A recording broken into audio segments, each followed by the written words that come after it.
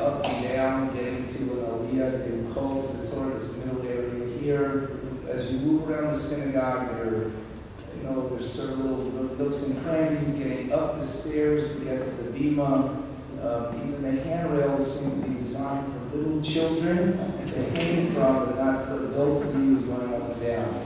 So just to consider in the layout as we go forward, being aware of the fact that many of us are getting older and could use a little bit more appropriate level of support. Thank you for your comments, Reverend.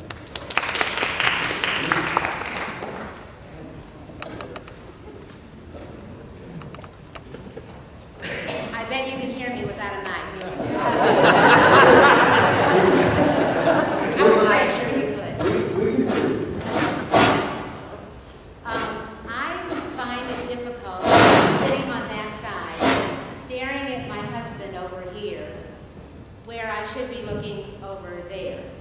So I would suggest that perhaps we reorient the sanctuary so that everybody's facing that way. Perhaps we could have the mechitza down the middle, take these benches that are really straight. They look curved, but they're really, and just face everybody that way. Then the mechitza, however it is, doesn't become a barrier or something you look over or look through, but it's just there doing its job. We could move the center, we need to have a reader's platform there. Maybe that could be moved forward, get rid of the steps. Yes, I have a master plan. And have ramps on the side that would serve everybody. So push everything forward and have everybody face this way. Just my suggestion.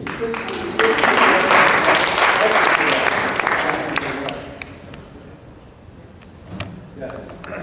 Hi, my name is Pam Williams, and my husband and I and our children have been members of Beth Jacob for almost 20 years. I wanted to tell you, to me, the important things to keep. I love the page numbers. I love to see them. When we were experimenting with a number of different mechitza designs, there were several where I couldn't see the page numbers. And there were times that I got the attention of a child that needed me, and when I came back to my seat, it was hard to find my place if I couldn't see them. So I'd like to see that remain. I also think that's important because it makes the synagogue user-friendly to people that aren't accustomed to the Orthodox Siddur. I'd also like to continue to see my husband and my 4 sons get aliyahs. I have no daughters. I get such pleasure when I can see them coming up to the Torah. I also want to tell you that when we first came here, we did not come from an Orthodox synagogue. I was not accustomed to mechitza at all, and I really didn't appreciate it at that point. I do now, but I know that there are a lot of young people that come to this shul, and so you need some sort of user-friendly mechitza. I like the one in the kollel. I can see what's happening. So maybe some sort of smoky glass where the men can't see us, but we can look and we can watch the Torah being read. As far as sanctuary improvements, I think there's something wrong with the slope of the floor. I usually sit back here, and it's very difficult standing for a lengthy period of time on high heels for Yom Kippur, for instance. I also think back here, although I love it back here because the women are serious praying people, I think that there's very poor lighting in this area. And I also think the acoustics are very difficult in the back. I also think that there's not enough book space for Siddurim and Chumashim over on the women's side. At the very end of services, we all congregate back there, and while it's wonderful to wish everyone Shabbat Shalom, it's like bottlenecked. So if you had bookcases kind of in the back all the way through, that might eliminate that problem. And I also think that I like facing east. So I'm constantly trying to reposition myself, wondering where east is in this sanctuary. So thank you.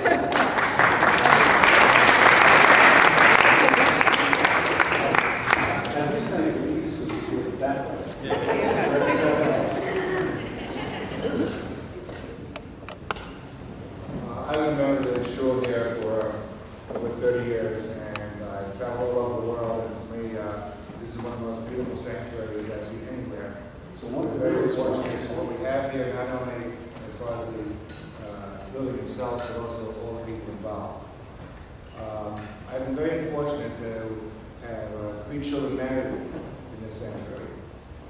And one of the problems that always have come up has been that people being able to see, especially the women when we have separate seating, they're on the other side. Where it's not a religious ceremony as far as them saying anything that they're supposed to pray, but everybody wants to see the bride in the room and what's going on. It's very hard to see over the mechitza the way it is now. In fact, for one of my children over the protestations of the rabbi, we even removed part of the mechitza so the women could see even better. But that could be something as well.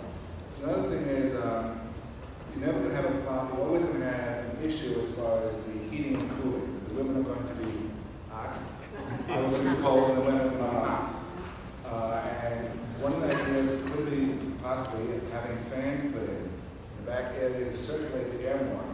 So you get better circulation of the air, probably would reduce our electrical bill as well.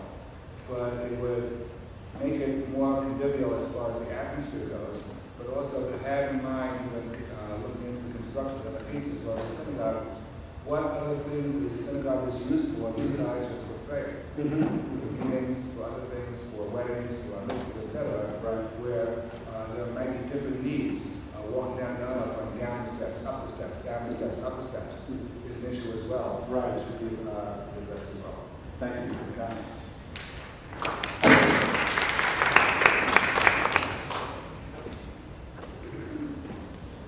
Peter, John, I just mentioned that. Put the numbers up there so you can see where they're normally visible. I'm used to public speaking, so bear with me. I recently had the privilege of visiting a couple other cities, and I would suggest that the committee or some of the architects visit other Orthodox synagogues. I recently was in Teaneck, New Jersey, in the May Shurim. I think their mechitza is beautiful. And I believe the top part comes off and there's a walkway. It's just, and it's also in the round. So I do suggest that you visit other synagogues or see plans from other mechitzas that can enhance this, because I was very impressed. And I want to tell you, I was not in favor of doing this originally, but I sure am now. Oh, that's great. Were there any other synagogues that you visited that had mechitzas that? No. In Cincinnati, there's a new shul that also has a beautiful synagogue with a one-way glass. With one-way glass. He doesn't need it. First of all, the comments that everyone else has made, I'm really impressed with the thought. And Mr. Bogart, I enjoyed your using the word inclusive in the tagline for the shul. It's the Orthodox Synagogue for all Jews. Pam, everything you said was great. The only thing I want to add on is that I want to see you enjoy them get up to the Torah. So I want to take it one step further, and I don't want it to be one way only. That being said, I would love to see a mechitza that gives options. So when people walk in, there might be one section that's lower for people like this that are comfortable with it how it is now, and one section that's higher for people that's their preference. That way we can be the Orthodox shul for all Jews and make everybody happy. It's going to be a win-win. So you're saying you'd like to see the mechitza more flexible, basically? A mechitza that isn't all one. That isn't all way one across. level. People can choose where they want to sit based upon how they feel. Multiple levels of price. Yes. I've got a follow-up to that, which I discussed with you before. As far as flexibility goes, this is a solid wall that can't be moved. If we could have a movable mechitza, so if we had 300 men and 50 women, we could take a whole section of seats and convert it from male to female, or vice versa. That'd be real helpful. The other thing you need to know is we pray in here in the morning when the sun is right there, and we face that way by definition. And there's a lighting problem because of that. We have the lights in our eyes. So if that could somehow be addressed, that'd be great also.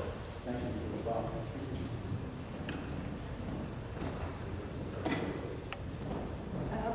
I wanted to share that I think the seating should stay the way it is. We definitely need a new pizza, but the seating is part of Beth Jacob. We're not starting from scratch. And I don't want us to spend a lot of money, starting as if we were starting from nothing. This is Beth Jacob, and I've been a member here for many, many years, even the Skeetsa. The main reason I wanted to speak tonight was to share one thing with you, because when I hear people, talk about acoustics, I was just afraid that maybe there would be thought of doing something with the ceiling. And one Shabbos, when I was here, I came back in the sanctuary, and there was a visitor sitting there, a woman, and I went over and wished her good Shabbos and asked where she was from. And she shared with me that she was just sitting there and looking at the beautiful ceiling, and she felt it was like an ark. And I had never thought of that. But since then, when I'm in here and I look up, I feel like it is an ark, and I feel protected. And that's something that I would not want to see done away with. A wonderful symbolism.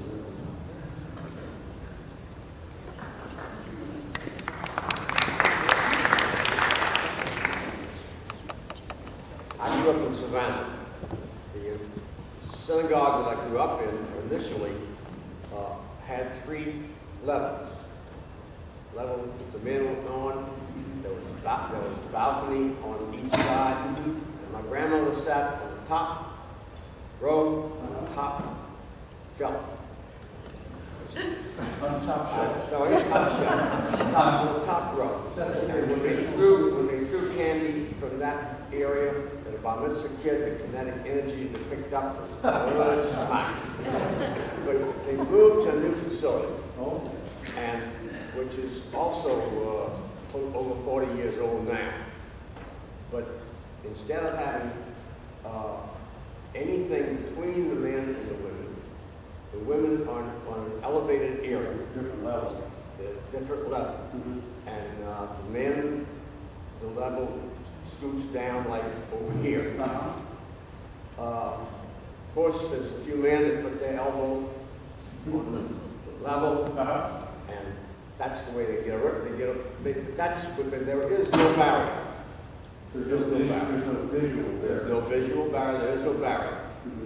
And of course, we don't have a facility to spread out like that here. Do you know where in Savannah that? It's on Abercorn Street in It's Savannah. on Abercorn, where? South of Doreen. South of Doreen? South of Doreen. Okay. The neighborhood Jacob. It's the neighborhood Jacob. Okay. Because I'll be there over the weekend. I'll go by. Go by and take a look. It's very different. It's beautiful. It's got a huge front wall. I've got a picture of it at the house that I happened to pick up the last time I was there.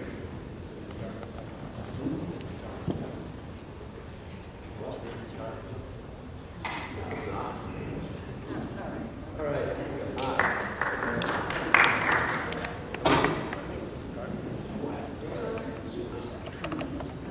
From the very first minute I walked into the sanctuary, I felt a sense of awe.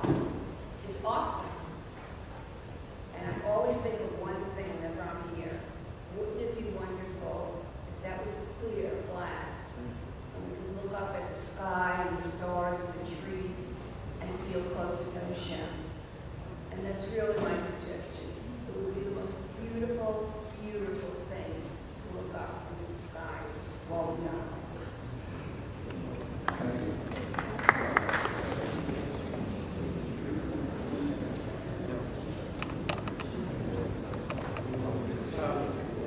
I may not need the mic either.